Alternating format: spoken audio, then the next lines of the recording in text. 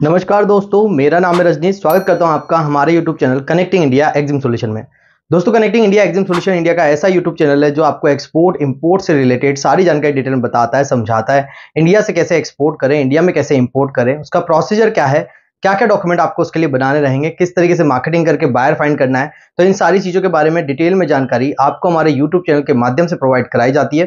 तो इसी के साथ मैं आपसे रिक्वेस्ट करूंगा कि अगर आप हमारे यूट्यूब चैनल पर नए हैं तो हमारे चैनल को सब्सक्राइब करें, बेल आइकन को प्रेस करें ताकि आपको हमारे आगे आने वाले वीडियोस के नोटिफिकेशन मिलते रहें। दोस्तों, वीडियो में बढ़ते आगे बात कर लेते हैं इंडिया से प्लम फ्रूट एक्सपोर्ट करने के बारे में। जी हाँ दोस्तों, आलू बुखारा जिसकी different kind of varieties different जो है कंट्रीज में एक्सपोर्ट होती है, तो इसको एक्सपोर्ट कैसे किया जाए, आपके गांव में होने वाला ये प्रोडक्ट किस तरीके से विदेशों में जाता है, उसका प्रोसीजर क्या है, क्या क्या डॉक्यूमेंट आपको उसके लिए बनाने रहेंगे, किस तरीके से आपको जो है इसमें गवर्नमेंट बेनिफिट मिलेंगे और कैसे आपको गवर्नमेंट के बेनिफिट भी इसमें लेने हैं, तो ये सारी चीजों के बारे में बात करेंगे इस वीडियो में। तो चलिए दोस्तों, वीडियो को शुरू करते हैं।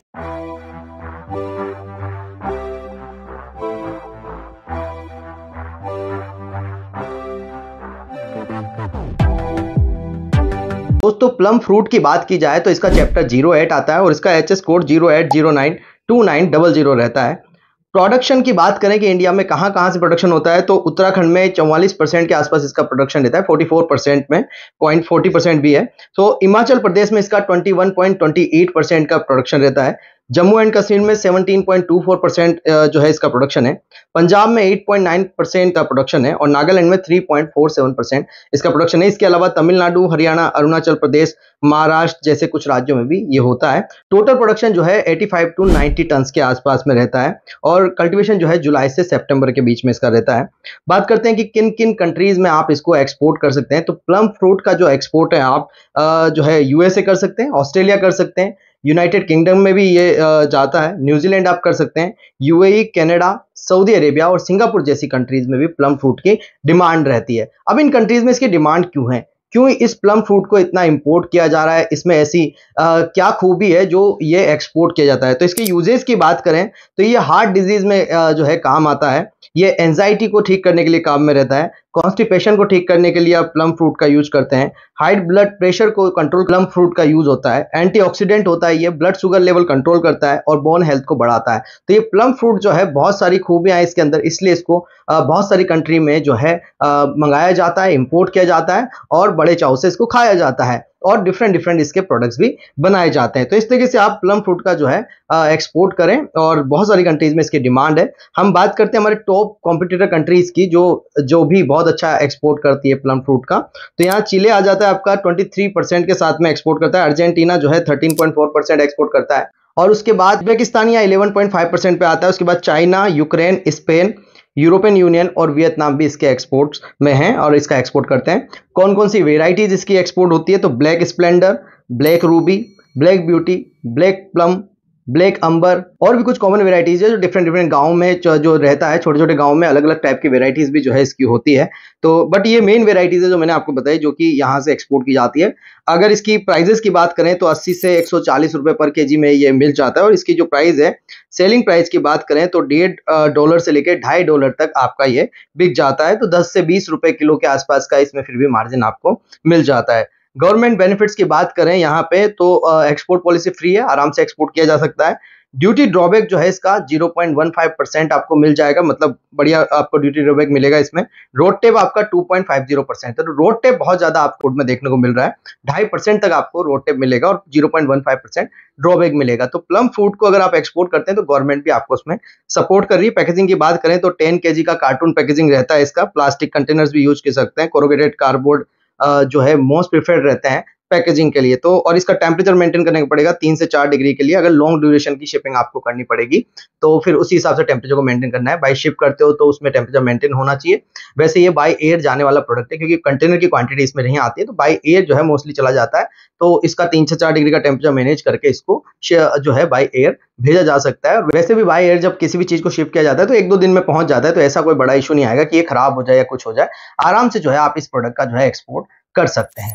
अब बात करते हैं दोस्तों कंप्लीटली डॉक्यूमेंटेशन की, कि अगर आपको इंडिया से प्लम फ्रूट का एक्सपोर्ट करना है तो क्या क्या डॉक्यूमेंट आपको बनाने रहेंगे। डॉक्यूमेंटेशन में आगे बढ़ने से पहले मैं आपको बता दूं कि अगर आप सीखना चाहते हैं कंप्लीटली एक्सपोर्ट एंड इंपोर्ट, तो ज्वाइन कर सकते हैं हमारा 7 डेज का ऑनलाइन ट्रेनिंग प्रोग्राम, जिसके अंदर मैं आपको प्रैक्टिकली सिखाता हूं कि इंडिया से एक्सपोर्ट कैसे करें, इंडिया में इंपोर्ट कैसे करें, उसका प्रोसीजर क्या है, क्या क्या डॉक्यूमेंट आपको उसके लिए बनाने, किस तरीके से मार्केटिंग करके बायर फाइंड करना है, इन सारी चीजों के बारे में डिटेल में जानकारी आपको हमारी ऑनलाइन 7 डेज की ट्रेनिंग में दी जाती है। तो अगर आपको ट्रेनिंग ज्वाइन करनी है तो आप हमें स्क्रीन पे नंबर पर कॉन्टेक्ट कर सकते हैं, जिसमें आपको ट्रेनिंग का शेड्यूल्स और डेट वगैरह के बारे में जानकारी मिल जाएगी।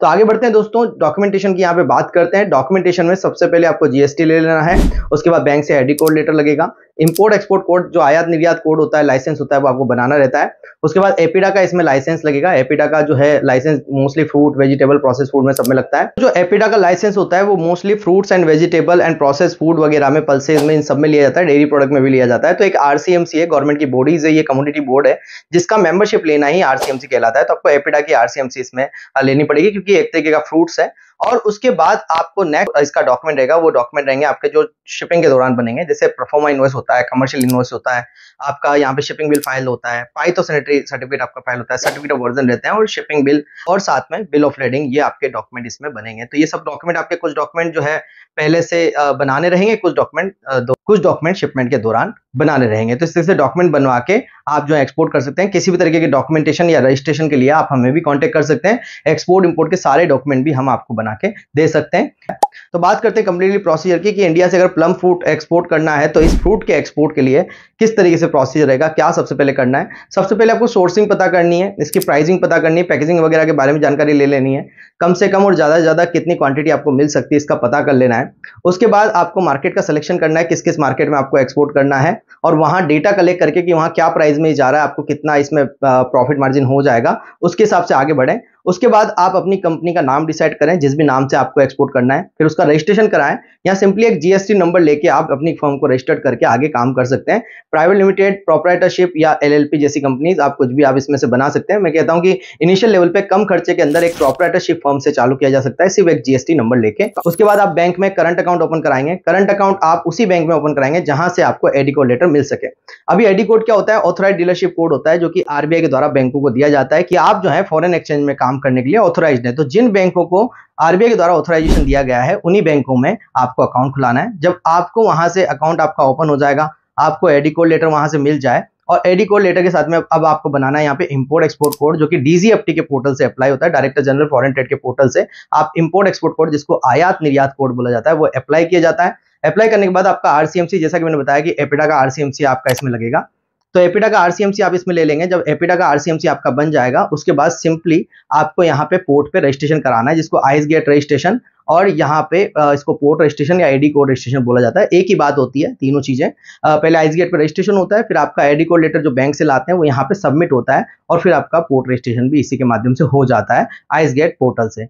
तो आइस गेट जब रजिस्ट्रेशन करा लेंगे, उसके बाद आपको उसी पोर्ट पे सीएच अपॉइंट करना है, जिस पोर्ट से आप एक्सपोर्ट करना चाहते हैं। कस्टम हाउस एजेंट होता है जो आपके प्रोडक्ट का कस्टम क्लियरेंस कराता है, वो आपको पहले जो है यहाँ पे अपॉइंट करना है। जब सीएच आप अपॉइंट कर लेंगे, उसके बाद आपको बायर फाइंडिंग करनी है। बायर फाइंडिंग के लिए हमारे कुछ वीडियो आप चेकआउट कर सकते हैं, जो आपको डिस्क्रिप्शन में उनके लिंक मिल जाएंगे। जब आप बायर फाइंडिंग कर लें, बायर को अपना प्राइस दें, प्राइस देने के बाद जब बायर से ऑर्डर आता है तो उससे आप अपना पेमेंट डलवा लें। पेमेंट डलाने के बाद मटेरियल को शिप कर दें। तो इस तरीके से आप इसका शिपिंग कर सकते हैं, और जो भी डॉक्यूमेंट आएंगे वो बायर को आपको कुरियर करने रहेंगे, तो बायर वहां पे वो डॉक्यूमेंट दिखा के अपना मटेरियल छुड़ा लेता है। तो ये था कंप्लीटली प्रोसीजर दोस्तों, इसको एक्सपोर्ट करने का। प्लम फ्रूट का एक्सपोर्ट आप आराम से कर सकते हैं, अपने घर से, गांव से, सभी जगह से आप इस प्रोडक्ट का एक्सपोर्ट बिजनेस शुरू कर सकते हैं। जैसा कि मैंने बताया कि अगर एक्सपोर्ट इंपोर्ट सीखना है आपको, तो प्रैक्टिकली वे में हम आपको सिखाएंगे ऑनलाइन क्लासेस के अंदर, स्टेप बाय स्टेप 7 डेज की क्लासेस में, जिसमें आपको कंप्लीटली सीखने को मिलेगा, और लाइफ टाइम मेरा सपोर्ट आपको मिलेगा, जिसमें आप डायरेक्टली मुझे कॉल कर पाएंगे, जिसमें मैं आपको प्रॉपर तरीके से गाइड करूंगा। आपका हैंड होल्डिंग सपोर्ट आपको प्रोवाइड कराया जाएगा, ताकि आप जो है अपने लोकल प्रोडक्ट को इंटरनेशनल मार्केट में एक्सपोर्ट कर पाएं। आई होप दोस्तों वीडियो में दी गई जानकारी आपको पसंद आई होगी। मिलते हैं हमारे नेक्स्ट वीडियो में। Thank you very much.